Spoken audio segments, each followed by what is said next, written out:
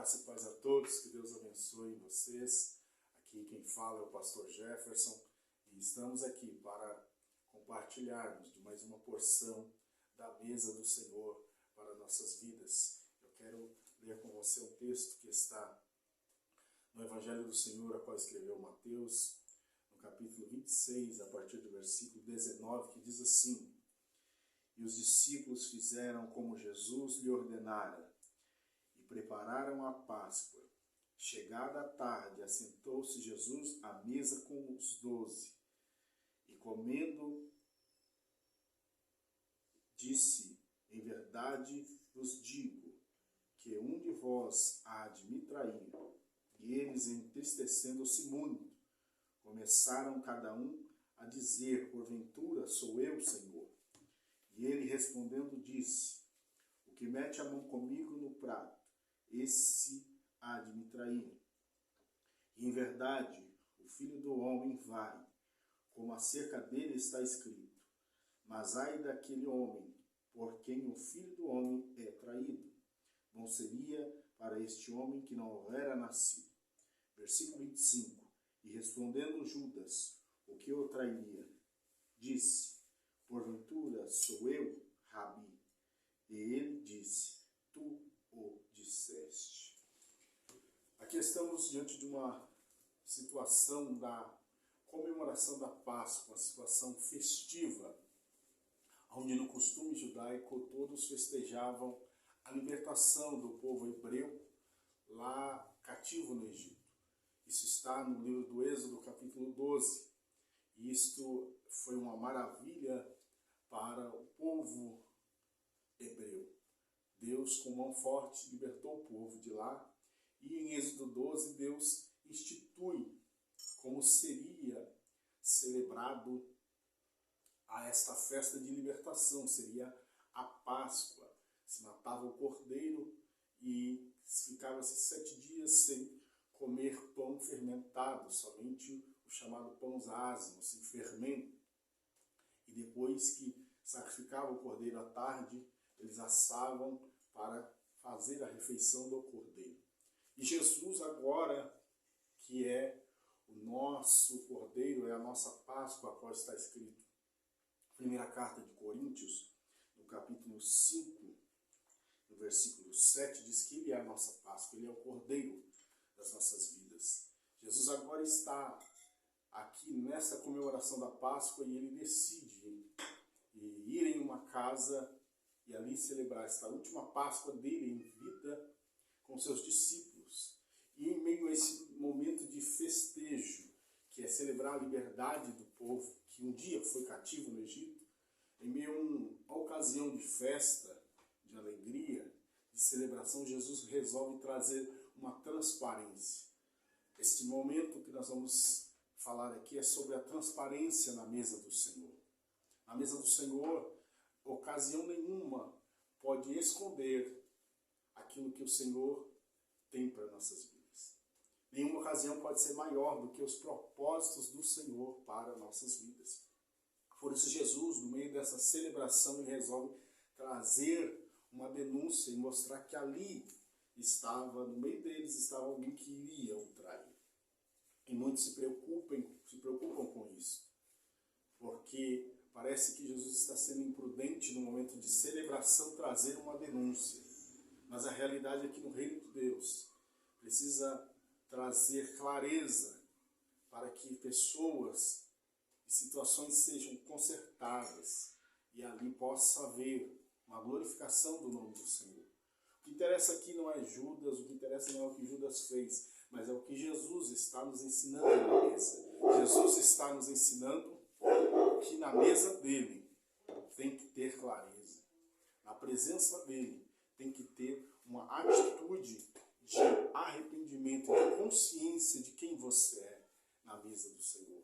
O que é interessante é que na mesa do Senhor ele nunca vai fechar o espaço, ele nunca vai nos impedir de entrar nessa mesa. O acesso à mesa do Senhor sempre está aberto. Ele não impediu que Judas sentasse à mesa, porque Judas seria o traidor. Não, mas ele trouxe Judas para perto.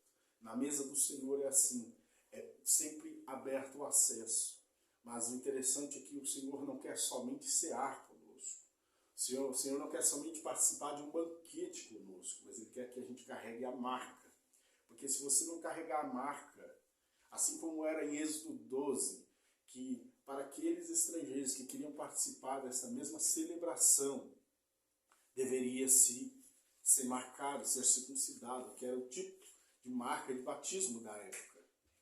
Hoje, a nossa marca é Cristo, é o sangue de Cristo. Por isso que nessa mesma ocasião, nos próximos versículos, Jesus estabelece também a Santa Ceia. Depois de eles estarem comendo ali da Páscoa, do Cordeiro, ele estabelece a ceia. E isso eu vou falar no próximo vídeo. Mas na mesa, o Senhor mostra que porque não tem-se a marca, não tem a marca do chamado e do ministério de Cristo, do real sentido do Evangelho de Cristo, você acaba se tornando um traidor da graça de Deus, um traidor do favor de Deus para a sua vida. Você acaba ficando fora do reino, do propósito de Cristo para a sua vida, porque você não tem a marca, você faz parte, você tem livre acesso ao banquete, você tem livre acesso a muitas comemorações e às vezes até muitos compromissos religiosos, como hoje. As pessoas se preocupam muito em estar bem em compromissos religiosos, em eventos religiosos, onde ela tem uma posição. Mas, além disto, nós precisamos querer carregar esta marca de ser e fazer parte do reino de Deus, e não somente de um banquete, não somente de uma mesa, porque se nós estivermos em qualquer mesa que não nos ensina, que não nos traz transparência, que não nos traz revelação de Cristo, de quem Cristo é, nós estamos simplesmente sendo inchados. Nós estamos simplesmente, como está dizendo em 1 Coríntios 5, versículos 7 e 8, fazendo parte de um pão fermentado, de um fermento maligno. Na verdade, a vontade de Cristo é que nós não façamos mais parte deste mundo fermentado, desses eventos fermentados, cheio de mistura e cheio de corrupção, mas sim que nós possamos fazer parte dos pães ázimos de Cristo, da Páscoa, que é o verdadeiro Cristo, que é o nosso Cordeiro sacrificado. Por isso Jesus ali, a partir do versículo 26, ele começa, nesse mesmo contexto, ele começa a estabelecer a Santa Ceia. E ele se serve ali da Santa Ceia com os seus discípulos e coloca ali o pão e o cálice e começam a cear, mostrando que ele é, dali para frente, o Cordeiro, a Páscoa verdadeira, o sentido verdadeiro da libertação que começou lá no Egito, que perpetua em nós e que se concretiza em nós através do sacrifício de Cristo. E é nesta mesa que nós devemos se assentar a cada dia, não uma mesa de religiosidade, de lembranças passadas, mas sim de uma mesa que nos ensina a cada dia que o relacionamento na mesa de Cristo precisa ter conserto, precisa ter uma palavra que vai nos direcionar e nos colocar na posição que nós devemos estar, e que nós possamos compreender que a palavra de Cristo na mesa não é para nos diminuir, a correção de Cristo na mesa não é para nos levar à vergonha, mas é para nos edificar e nos livrar da condenação e do erro que Judas foi levado. Que nós possamos estar atentos a cada dia às denúncias da palavra de Cristo ao nosso respeito, para que nós possamos ser consertados a cada dia. E queremos estar presente nesta mesa a cada minuto, a cada dia. Nós queremos estar presente na mesa do Senhor, porque Ele tem revelação para nós nessa mesa. Ele não nos chama de malfeitores, mas Ele nos chama de amigos. Ele nos chama de filhos, Ele nos chama de servos, Ele nos chama de aqueles a qual Ele adotou para viver uma vida de reinado na presença dEle, para viver uma vida de aprendizado, de conserto, de edificação. Na mesa do Senhor, esse primeiro ponto a qual estou tratando com vocês, é uma mesa transparente. Não querer estar nas mesas do Senhor, nas mesas que o Senhor preparar para você, sem transparência, sem verdade. Carregue a verdade de Cristo. Ele tem que ser o centro da mesa, ele tem que ser a referência da mesa a qual você está. Não importa quantas mesas o mundo pode te apresentar, Cristo precisa ser a referência, precisa ser o primeiro em todas as mesas a qual você se sentar. Não se assente na mesa simplesmente querendo fazer parte de um banquete para saciar o seu desejo, saciar a sua vontade, mas queira estar em uma mesa onde você vai crescer, onde você vai ser edificado, transformado para viver o real propósito do Evangelho. E qual o propósito do Evangelho? Que você seja fluente, que você viva o chamado do Senhor. Este momento é um momento de entendermos que Deus chamou todos nós com um chamado específico de sermos mesa de alimento, mesa de revelação, de entendimento.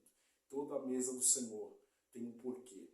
Toda a mesa do Senhor tem um propósito para que seja cumprido. E o propósito de Cristo ali foi trazer para a sua igreja o entendimento de que não deviam mais viver no passado nem por religiosidade e aparências, mas viver pelo novo.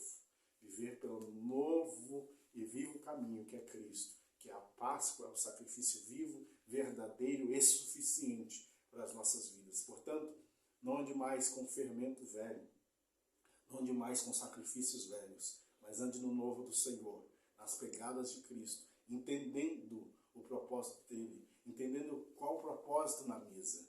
Caso contrário, você vai viver igual em Coríntios 11, que está dizendo que eles se assentavam à mesa, mas o Senhor não se agradava, porque cada um ceava segundo a sua forma, segundo a sua maneira, e não tinham mais um entendimento, um discernimento do que significava a ceia do Senhor, porque estavam ali para os seus próprios deleites. Que você possa caminhar, tendo a certeza e entendimento qual o propósito de Cristo para a sua vida nesta mesa. Na mesa do Senhor, na mesa do Senhor você tem vida, na mesa do Senhor você tem paz, entendimento e revelação de Deus para a sua vida, para o ministério a qual Ele tem para você. Amém? Que Deus te abençoe, que você possa seguir com transparência na mesa do Senhor. Acesse o nosso canal, @missãomesa. Você entre lá e você vai nos achar. E Deus te abençoe e viva o alimento e a revelação que tem na mesa do Senhor para a sua vida. Fique na paz.